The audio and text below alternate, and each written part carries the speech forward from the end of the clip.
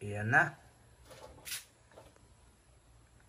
Yung kakaiba na ihawan na pwedeng paglutuan. Ayan po. Gamit ay LPG gas.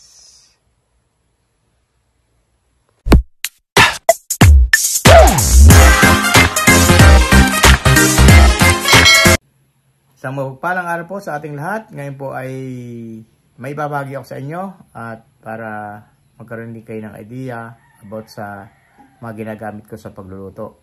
Baka maaaring makatulong sa inyo at inyong magawa din ito para sa ganon kapag wala kayong gasol o yung LPG ay magagamit ninyo.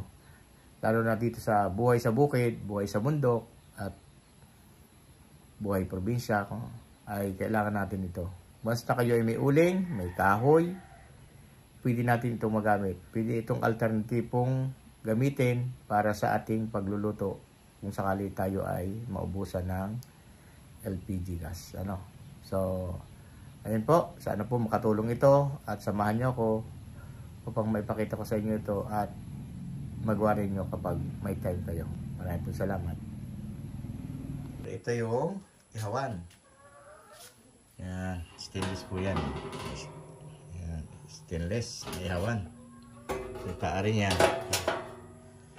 Tapos, ito naman yung ating isang lutuan na napaglutuan ko na rin sa uling. Stainless din yan. Yan. Medyo mataas yan sa bilog. Ang diameter niyan ay 8. Tapos yung taas niyan ay 11 inches. 8 inches naman itong So, ito yung mga ginagamit ko sa pagluluto kapag wala kaming LPG or gasol, no? Ayan. Ito naman, yung ating pangkaskas ng yelo, stainless din yan. So, ito. Ligyan ko rin siya ng blade dyan. Stainless din. Tambay pa din yan. Ayan. Okay. At ito naman yung ating kalan na maliit. Stainless. Square naman siya. Ayan. Ito naman ay 6 inches kwadrado. 6 inches din yung pababa at binutasan ko siya dito ng 3 inches. Ayan. Ayan. So, kaya hindi ko masyadong nilimitan dito yung patungan ng uling kasi dyan nilalagay para pagka nagkaroon siya. Kasi minsan pag malimit itong screen yung ginawa natin dyan ay nai-imbak dyan at nagsasara yung mga butas na yan kapag yung ng abo, natigas yung abo. Kaya ginawa ko na lang na madalang yung patungan ng uling. At ito yung siyempre may hawakan tayo dito. Ayan. Ito yung ating ginagamit sa pagluluto. Ayan. Dito sa kusina, lahat yan ay magagamit.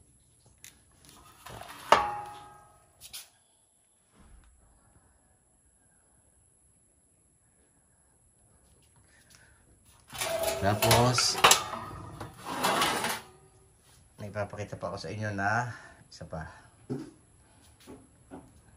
Ito naman yung ihawan na ginagamitan ng gasol. So, ayan, baba natin. Gasol yung LPG ang ginagamit dito. So, ito yung pinaka-screen niya. Dapat ito ang lulutuin natin. Pwede rin tayo magsaing dito. Pwede mag-ihaw. Ayan. Tatanggal naman ito. Ayan. So, ito yung design na ginawa ko para magamit. Tapos, ito yung cover sa gasol. So, dati ito, wala itong butas. Bigyan ko lang siyang butas para mas madali siyang mag-init. Kasi, kapag may lumalabas na konting apoy dyan, mas madali itong mag-init, itong stainless. Kaya, minabuti ko lang, nabutasan na siya. Ayan, may takip siya. Saka naka-curve. Yan o. Naka-curve siya. Kaya ito medyo may itim na gamit na ito. Ayan. Gamit na. Tapos yan o. May mga amag. May mga ano na. Ito naman yung pinaka-burner niya. Stainless ito. Tapos ginrain ko dito sa gilid. Diyan niya may butas. Mga butas yan dyan. Yan. Ang butas niyan ay maliliit lang. Yung pinakamaliit sa barina. 1 mm. Yan o. Kaya napakahirap magbutas ito, kaya kailangan palipisin para pag nagbarina hindi siya maputol, no? Ayan, nandyan sa kabilaan yan. So dahil sa materyales, yan yung mga butas nyo, yung mga dinaanan ng kaya 1 mm lang yan yung butas yan. Ayan, butas yan, medyo nakikita ng butas yan. Yan yung layo nya, pagitan. Try niya. Tapos kung may materials pa sana, pwede itong 2 o 3 burner. Ito ginawa ko lang isa lang. Tapos nilagyan ko rin ng butas. Ang purpose ko diyan, kung sakali at wala akong LPG, pwede siyang mapaglutuan ng gamit ay uling. Pwedeng uling na kahoy or uling na bao. Kaya ganyan siya. So ang haba nito ay 18 inches.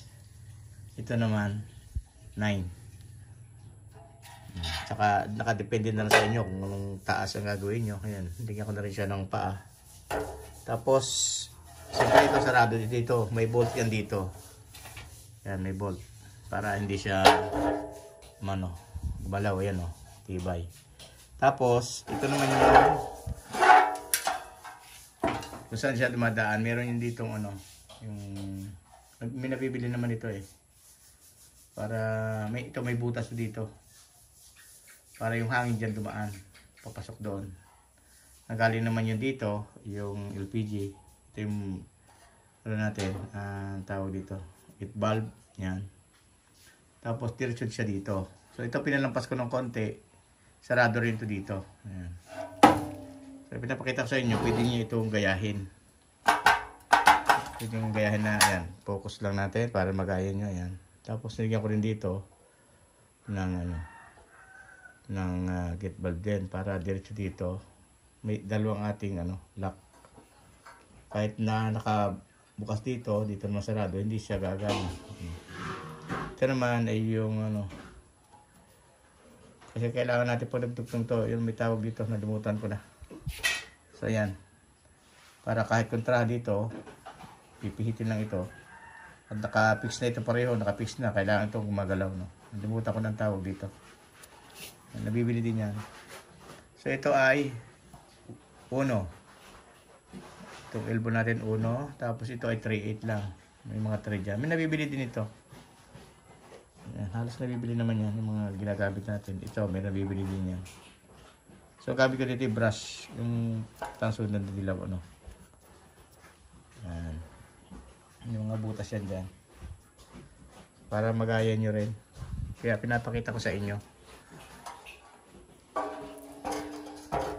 Ilang beses ko rin ito nagtuan. Kaya iniingatan ko to kasi pagka nag-outing, magagamit. Pwede pag-ihawan, pwede paglutuan. Kasi pag nalagyan ito ng uling, madami, magsaplang ka dito ng kawali o kaldero sa kabila, pwede siya kahit kung wala kayong gasol na dala-dala o LPG pwede, dahil nga ito nakadesign ito sa uling at pwede rin sa gasol kung may dala tayong gasol.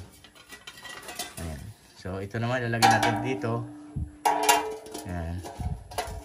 Ang purpose lang nito, dahil isa yung aking ang aking burner, ito yung magpapainit ngayon, kaya dalawa yung butas, dalawa yung dalo ng LPG dito saka dito, kaya pagka umapoy siya dito, papagaya babangga siya dito. Ayan, dito yan, babangga siya dyan. Ayan. Tapos iinit na ito.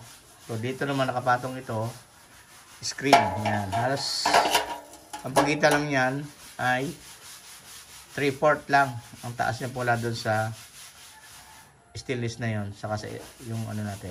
Lagay natin ng pinaka-burner natin Yan. Kaya pinapakita sa inyo, baka magaya nyo rin at magkaroon kayo ng idea para mapaglutuan din. So yan na yung ating mga ginagamit dito na mga uling sa ulingan Kasi minsan naubusan din tayo ng gasol, like bundok nga ito.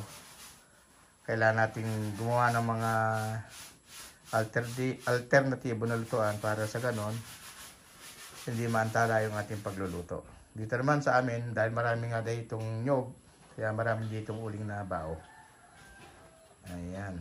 So, ayan po. Maraming pong salamat. Kung gusto niyo yung video na ito, like, subscribe, and click the ring.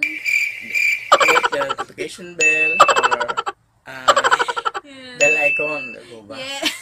2 times para ma-notify po kayo Yes. sa mga susunod namin gagawin na videos. Thank you! Bye! Bye-bye!